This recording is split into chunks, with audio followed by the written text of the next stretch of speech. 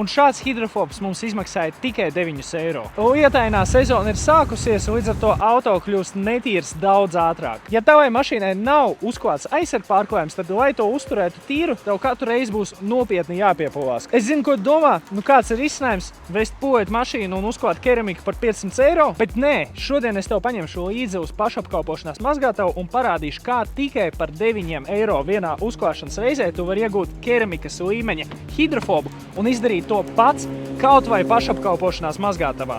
Sākumā veic priekšmazgāšanu, tad uzklāj putas un ar līdzi paņemto mikrošķiedras cimdiņu pārēj pāri visai virsbūvei. Tas ir svarīgi, lai noņemtu eļainos netīrumus, kas bez kontakta nenāk nost. Noskalo un uz slapjas virsmas uzreiz klājas spīdumu. Pēc tam atkal ļoti rūpīgi noskalo un efektu redzam uzreiz. Un šāds hidrofobs mums izmaksāja tikai 9 eiro. Ūdens aktivizē spīdumu un skalojot tas pieķeras pie lakas. Tāpēc ir svarīgi mašīnu ļoti kārtīgi noskalot pēc uzklāšanas. Labāk iemet papildus eiro un paskalo vēl. Plēš spīdums piešķirs tavai lakai papildus dziļumu un spīdumu, un hidrofobs turēsies 2 līdz 3 mēnešus. Ar vienu pudelīti pietiks 2 uzklāšanas reizēm, šajā gadījumā izskatās, ka pat vairāk.